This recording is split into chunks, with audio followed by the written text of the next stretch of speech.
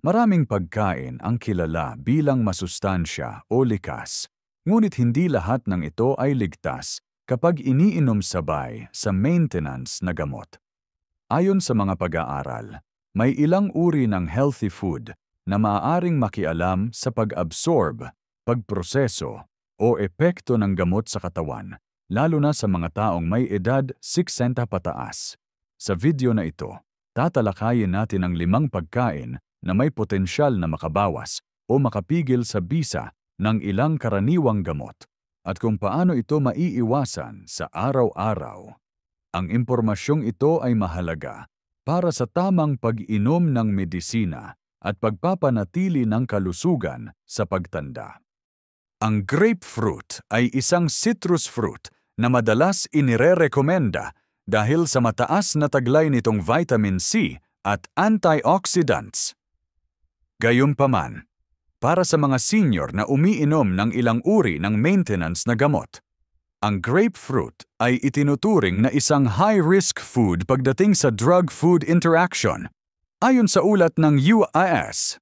Food and Drug Administration FDA noong 2017, ang grapefruit at grapefruit juice ay may taglay na furanocoumarins, isang compound na kilalang humaharang sa enzyme na tinatawag na cytochrome 450, 3A4, CYP3, 4, sa atay at bituka. Ang enzyme na ito ang responsable sa pag-breakdown ng maraming gamot bago ito masipsip ng katawan. Kapag nainom ang grapefruit kasabay ng gamot, pinipigilan nito ang trabaho ng CYP3A4. Bilang resulta, mas maraming aktibong sangkap ng gamot ang nananatili sa dugo na maaaring magdulot ng mas mataas na antas kaysa sa itinakdang therapeutic level na posibleng magdulot ng overdose o side effects. Ayon sa pag-aaral nina Bailey et al.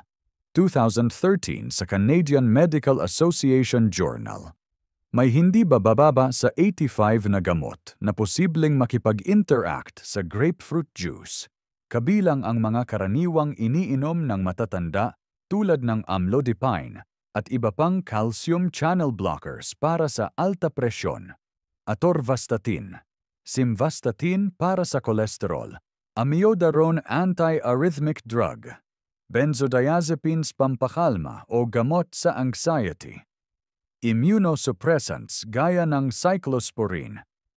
Halimbawa, kung ang isang senior na pasyente ay umiinom ng simvastatin para pababain ang kolesterol at regular ding umiinom ng grapefruit juice, maaring tumaas ang antas ng simvastatin sa dugo ng 3 hanggang 5 beses. Ayon sa FDA, ito ay maaaring magpataas ng panganib sa rhabdomyolysis, isang kondisyon kung saan nasisira ang muscle tissue at maaaring makasama sa bato. Hindi lamang juice ang dapat bantayan.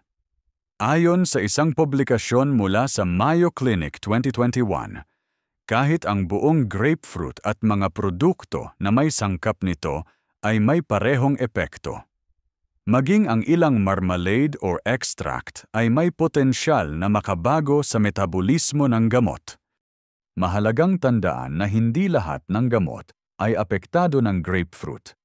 Ngunit dahil ang epekto nito ay maaaring malubha sa mga gamot na sensitibo sa CYP3A4, inirerekomenda ng mga eksperto ang pag-iwas sa grapefruit at kaugnay na produkto kung ang pasyente ay umiinom ng mga gamot na nabanggit. Sa halip, maaaring piliin ang ibang citrus fruit tulad ng kalamansi, dalandan, o orange na hindi nagpapakita ng parehong epekto sa enzyme. Para sa mga senior, ang payo ay malinaw: huwag uminom ng grapefruit juice o kumain ng grapefruit kung hindi pa nakakausap ang inyong doktor o pharmacist. Maaaring hindi ninyo agad maramdaman ang epekto, ngunit ang unti-unting pagtaas ng gamot sa dugo ay maaaring magdulot ng hindi inaasahang komplikasyon sa kabuuan, bagamat natural at puno ng bitamina. Ang grapefruit ay kailangang pag-ingatan kung kayo ay umiinom ng ilang uri ng maintenance medication. Sa pamamagitan ng tamang impormasyon at gabay mula sa healthcare professional, may iwasan ang hindi inaasahang epekto at mapapanatili ang kaligtasan sa pag-inom ng gamot. Ang mga madahong gulay gaya ng spinach, kale, at malunggay ay karaniwang inirerekomenda sa mga taong nais mapababa ang kolesterol, mapanatili ang normal na blood pressure, at mapalakas ang immune system. Mayaman ang mga ito sa vitamin K, isang mahalagang sangkap na tumutulong sa clotting process ng dugo. Subalit para sa mga senior na umiinom ng gamot na anticoagulant, partikular na ang warfarin Coumadin R, ang sobrang vitamin K ay maaaring magdulot ng panganib sa bisa ng gamot. Ayon sa National Institutes of Health NIH Office of Dietary Supplements 2020, ang vitamin K ay kritikal sa proseso ng blood coagulation. Kapag mataas ang level ng vitamin K sa katawan, bumibilis ang clotting ng dugo. Ito ay taliwas sa layunin ng mga blood thinner tulad ng warfarin na ginagamit upang pigilan ang pagbuo ng delikadong blood clots sa mga pasyenteng may atrial fibrillation, stroke history, deep vein thrombosis DVT, o pulmonary embolism. Ang warfarin ay kumikilos sa pamamagitan ng pagharang sa aktibidad ng vitamin K, kaya't ang sobrang vitamin K mula sa pagkain ay maaaring pahinain ang epekto ng gamot. Kapag hindi sapat ang epekto ng warfarin, tumataas ang panganib ng clot formation na maaaring magdulot ng stroke, heart attack, o iba pang vascular events. Sa isang systematic review na inilathala sa Thrombosis and Hemostasis Journal 2015, napag-alamang ang inconsistent intake ng vitamin K ang isa sa mga pangunahing dahilan kung bakit nahihirapang i-maintain ng pasyente ang therapeutic range ng kanilang INR International Normalized Ratio, isang sukatan kung gaano kaepektibo ang blood thinner sa katawan. Halimbawa, kung ang isang senior na regular na umiinom ng warfarin ay biglang kumain ng maraming madahong gulay sa loob ng ilang araw, maaaring bumaba ang INR level na senyales ng mas mabilis na clotting ng dugo kaysa sa nararapat. Sa kabilang banda, kung hihinto naman sila sa pagkain ng gulay na may vitamin K at sanay ang katawan sa mataas na antas nito, maaaring tumaas ng sobra ang INR at magdulot ng pagdurugo, internal bleeding. Hindi ito nangangahulugan na dapat tuluyang iwasan ang mga madahong gulay. Sa katunayan, ayon sa American Heart Association 2022, hindi kailangang alisin ang vitamin K sa diet.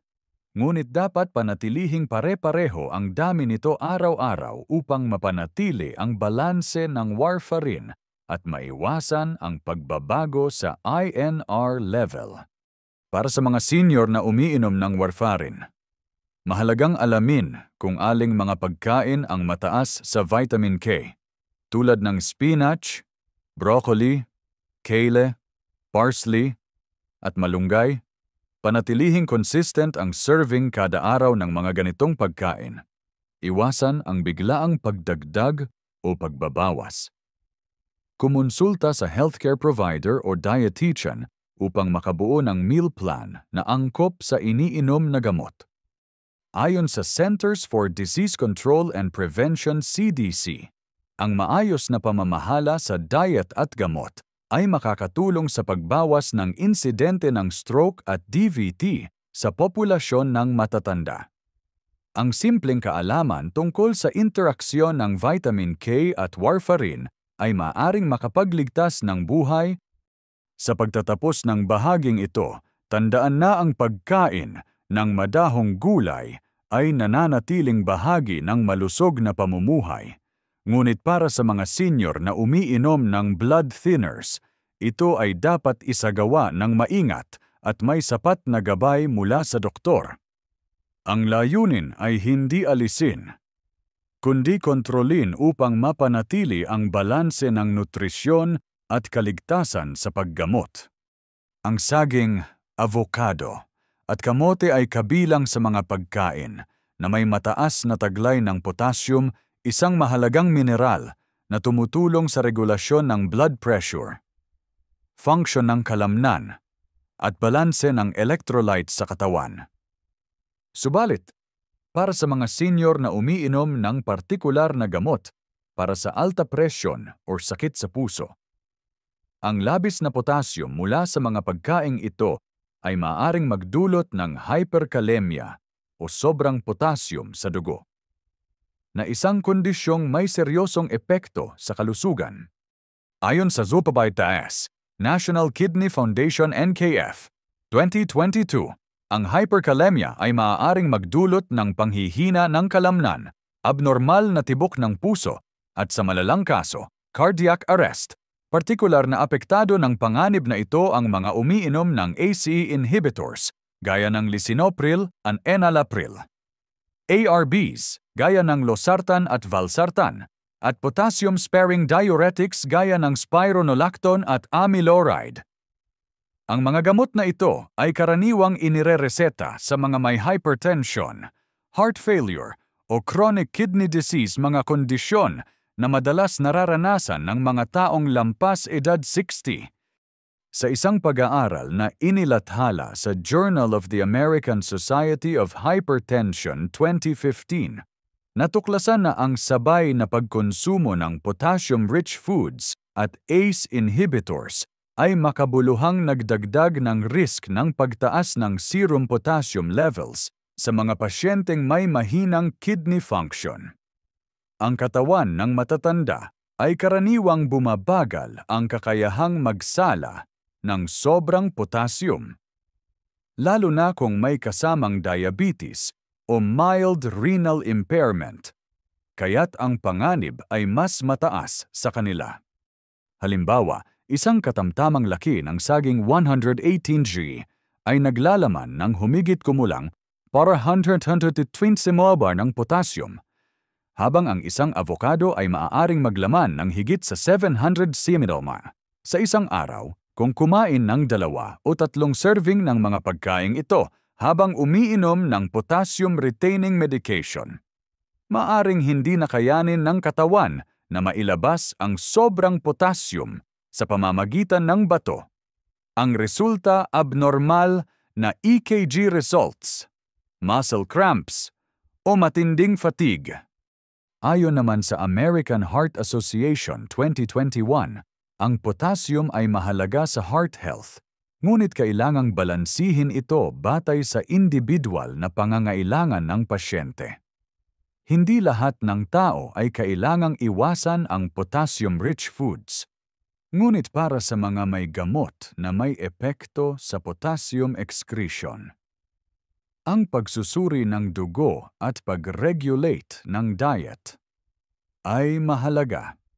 Para sa mga senior na umiinom ng gamot tulad ng ACE inhibitors, ARBs, o potassium-sparing diuretics, mahalagang sundin ang ilang hakbang upang maiwasan ang labis na potassium sa katawan. Una, iwasan ang labis na pagkain ng saging, avocado, at kamote, lalo na kung walang payo mula sa doktor. Pangalawa, magpa-laboratory test ng serum potassium level ng regular upang matiyak na nasa ligtas na antas ang potassium sa dugo. Ikatlo, huwag basta-bastang uminom ng potassium supplements o gumamit ng mga salt substitutes na may potassium chloride maliban na lamang kung ito ay inirekomenda ng inyong health provider. At panghuli, makipag-ugnayan sa isang dietitian upang makabuo ng meal plan na nagbibigay ng sapat na nutrisyon ngunit hindi lalampas sa ligtas na limitasyon ng potassium. Sa pamamagitan ng mga hakbang na ito, maaaring maiwasan ang komplikasyon gaya ng hyperkalemia at mapanatiling ligtas ang kalusugan ng puso at bato. Sa pangkalahatan, ang mga pagkaing mayaman sa potassium ay nananatiling bahagi ng isang balanseng diet, ngunit dapat itong iangkop sa kalagayan ng kalusugan ng bawat senior, lalo na kung may kasamang maintenance medication. Sa pamamagitan ng tamang kaalaman at regular na gabay mula sa healthcare professional, maiiwasan ang komplikasyon at mapanatiling ligtas ang kalusugan ng puso at bato. Ang mga whole grain tulad ng brown rice, oats, barley, at iba pang pagkaing mataas sa fiber ay matagal nang inirerekomenda para sa mga senior bilang bahagi ng heart-healthy diet. Mayaman ang mga ito sa soluble at insoluble fiber na tumutulong sa pagpapababa ng kolesterol, pagsasaayos ng blood sugar levels, at pagpapanatili ng maayos na pagdumi. Gayunpaman, para sa mga taong may hypothyroidism at umiinom ng gamot tulad ng levothyroxine, ang sobrang dietary fiber ay maaaring makaapekto sa absorpsyon o pagsipsip ng gamot sa tiyan at bituka. Ayon sa American Thyroid Association 2021, ang levothyroxine ay dapat inumin ng walang kasabay na pagkain upang masipsip ito ng epektibo sa small intestine. Kapag ito ay ininom kasabay o malapit sa high-fiber meal, maaaring bumaba ng malaki ang bioavailability ng gamot. Sa isang pag-aaral na isinagawa ni Santini et al. 2004 na inilathala sa Clinical Endocrinology, natuklasan na ang mga pasyenteng may mataas na fiber intake ay nangangailangan ng mas mataas na dose ng levothyroxine upang makamit ang parehong therapeutic effect kumpara sa mga may mababang fiber intake. Ang mekanismo ay malinaw. Ang fiber, lalo na ang insoluble fiber mula sa whole grains, ay maaaring magpabilis ng gastrointestinal transit time o ang bilis ng paggalaw ng pagkain sa bituka. Kapag mas mabilis ang transit time, mas kaunti ang oras ng gamot na makontak ang intestinal wall, kung saan ito dapat masipsip. Bukod pa rito, maaaring mag-bind ang fiber sa levothyroxine, kaya't hindi ito maa-absorb ng katawan at tuluyang mailalabas lamang sa dumi. Ito ay may malaking epekto sa mga senior na may hypothyroidism dahil ang hindi sapat na thyroid hormone sa dugo ay maaaring magdulot ng pagkapagod, pagdagdag ng timbang, panlalamig, constipation, at cognitive slowdown na kadalasang inaakalang bahagi lang ng normal na pagtanda. Sa katunayan, ayon sa Journal of Clinical Endocrinology and Metabolism 2017, maraming senior patients ang hindi naaabot ang target TSH level kahit na sumusunod sa dosage, at isa sa mga madalas na sanhi nito ay maling timing ng gamot at interference ng pagkain. Upang mapanatili ang bisa ng levothyroxine, mahalagang sundin ang ilang gabay mula sa mga endocrine specialist. Una, inumin ang levothyroxine nang walang laman ang tiyan. Mas mainam kung 30 o 60 minuto bago almusal upang masipsip ito ng maayos ng katawan. Ikalawa, iwasan ang pagkain ng high-fiber meal sa loob ng 1 oras matapos uminom ng gamot. Kabilang dito ang cereal, oatmeal, whole grain bread, at brown rice, dahil maaring makaapekto ang mga ito sa absorption ng gamot. Ikatlo, huwag ihalo ang levothyroxine sa mga supplement na may calcium, iron, o soy, dahil maaari rin itong humadlang sa bisa ng gamot. Panghuli, magpatingin agad sa doktor kung patuloy pa ring nararanasan ang sintomas ng hypothyroidism gaya ng pagkapagod, pagdagdag ng timbang, o panlalamig. Kahit regular ang pag-inom ng gamot, maaaring may interference mula sa pagkain o supplement na kailangang masuri upang maayos ang regimen ng paggamot. Hindi kailangang alisin sa diet ang mga whole grain. Sa katunayan, ayon sa World Health Organization WHO, at American Heart Association. Ang mga pagkaing ito ay mahalaga sa kalusugan ng puso at sa pag-iwas sa type 2 diabetes. Ang susi ay ang tamang timing ng gamot at pagkain.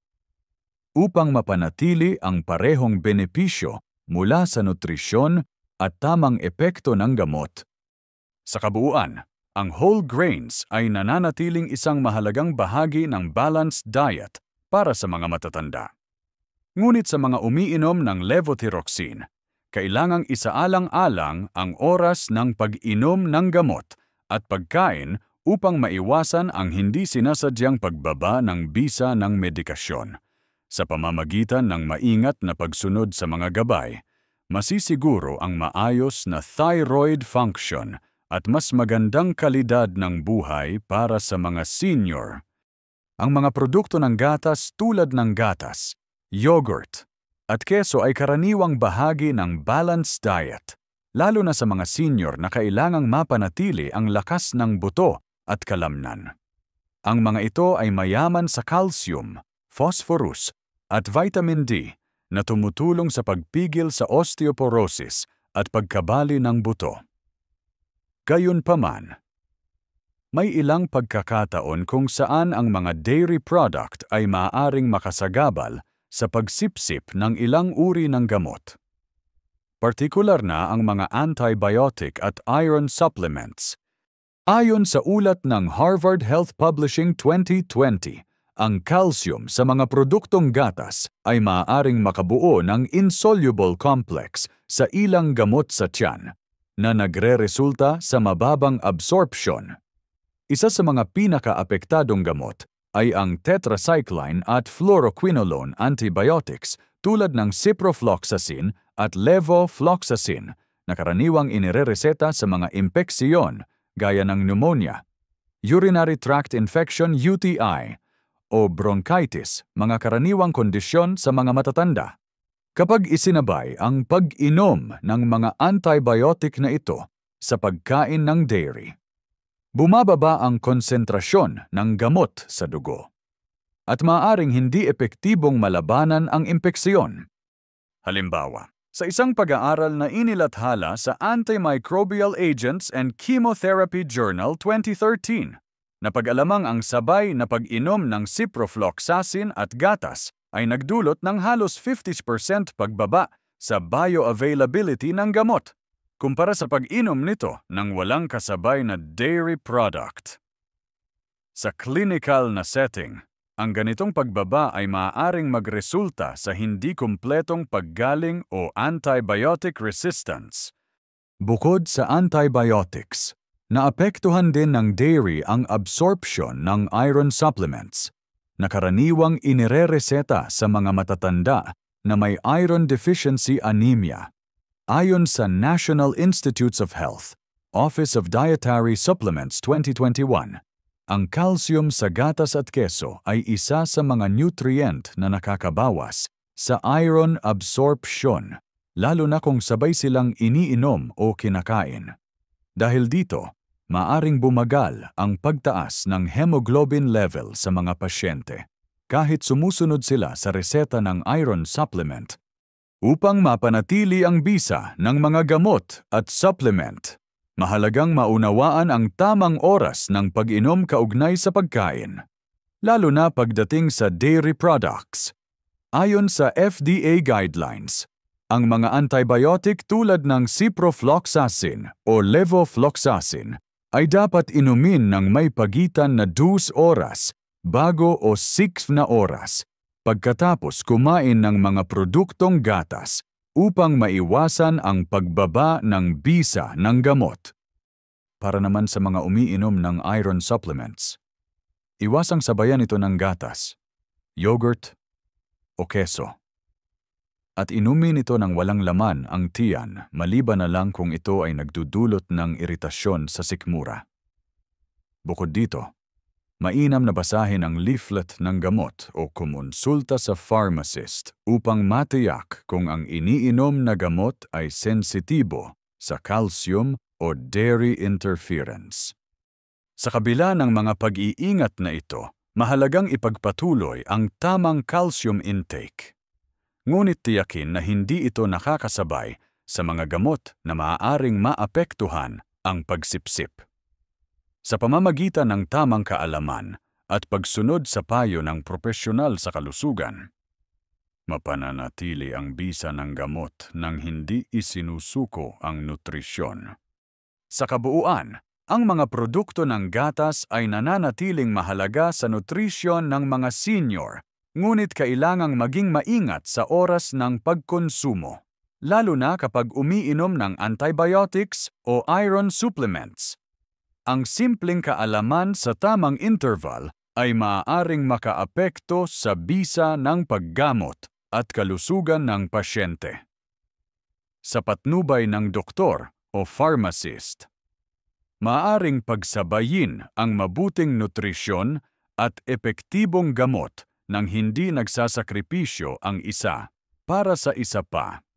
O sa pagtatapos ng video na ito, ating nakita na kahit ang mga pagkaing natural at masustansya tulad ng grapefruit, madahong gulay, saging, whole grains, at dairy products ay maaaring makaapekto sa bisa ng ilang gamot kapag hindi tama ang oras o paraan ng pagkain. Para sa mga senior na may maintenance medications, mahalagang hindi lamang sundin ang reseta, kundi unawain din ang posibleng epekto ng pagkain sa gamot. Hindi layunin ng impormasyon na ito na ipagbawal ang mga nabanggit na pagkain, kundi upang itaguyod ang tamang kaalaman at pagkonsulta sa doktor o pharmacist bago baguhin ang diet o schedule ng gamot. Ang susi sa ligtas na paggamot ay ang tamang kombinasyon ng wastong nutrisyon, regular na konsultasyon sa healthcare provider, at disiplina sa pag-inom ng gamot. Iwasan ang self-diagnosis o pagbabago ng regimen ng walang sapat na gabay. Tandaan ang maliit na detalye tulad ng oras ng pagkain ay maaaring may malaking epekto sa resulta ng paggamot. Kung sa tingin ninyo ay kapaki-pakinabang ang video na ito, huwag kalimutang i-like, i-share sa inyong pamilya o mga kaibigan na senior at mag-subscribe sa aming channel para sa mas marami pang gabay sa kalusugan para sa edad 60 pataas. I-comment din sa ibaba kung alin sa mga pagkaing nabanggit ang kadalasang nasa inyong menu at kung anong gamot ang iniinom ninyo upang mas mapag-usapan natin ito ng mas detalyado sa mga susunod na videos.